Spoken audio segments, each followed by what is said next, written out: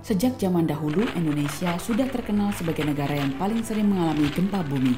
Sebagai informasi, Indonesia menduduki peringkat ke-40 dari 181 negara yang paling rawan bencana. Bahkan pada tahun 2004, salah satu gempa terdahsyat sepanjang sejarah mengguncang Provinsi Aceh dan sekitarnya, lalu memicu terjadinya tsunami raksasa. Tahukah Anda tentang apa itu tsunami? BNPB menyatakan tsunami adalah gelombang air laut besar dan dengan kecepatan tinggi yang menuju pantai atau daratan. Besarnya gelombang bisa mencapai 30 meter.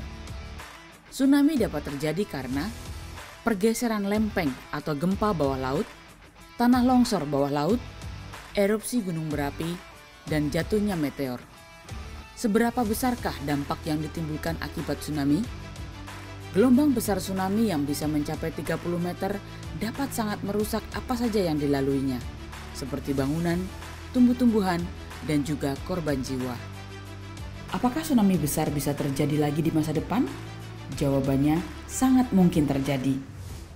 Karena Indonesia berada di dua jalur gempa paling aktif di dunia, dan sebagai negara yang berada di zona cincin api yang dikelilingi banyak sekali gunung api, baik di darat maupun di laut. Dahulu kala, zona cincin api tersebut terbentuk di titik kumpulnya aneka lempeng bumi. Lempeng-lempeng ini bisa saling bertumpukan, menjauh, atau bergesekan satu sama lain.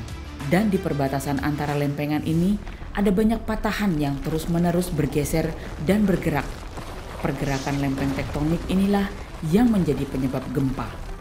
Lalu setelah tahun 2004, ada beberapa gempa besar yang menghasilkan tsunami di berbagai wilayah di Indonesia, seperti tsunami yang mengguncang Pulau Sulawesi, yaitu di kota Palu, Sigi, Donggala pada September 2018, dan tsunami yang bersumber dari longsoran sebagian badan Gunung Anak Rakatau ke laut pasca erupsi pada 22 Desember 2018.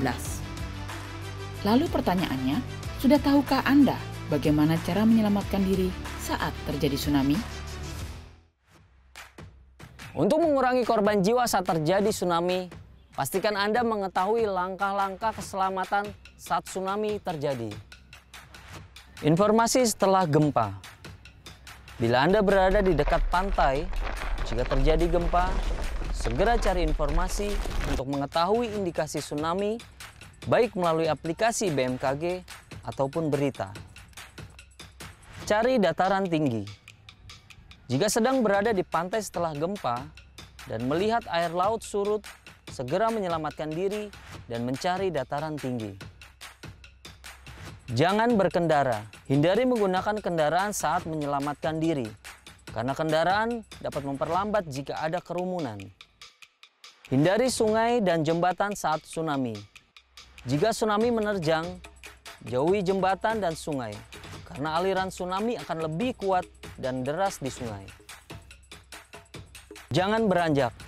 Saat gelombang pertama surut, pastikan jangan beranjak dari tempat yang aman, karena biasanya gelombang tsunami datang lebih dari satu kali. Pastikan keadaan aman saat ingin kembali ke rumah. Ingat, bencana selalu datang tanpa kita duga. Karena itu, bersiap siagalah sejak dini. Dengan pena, kita siap menolong.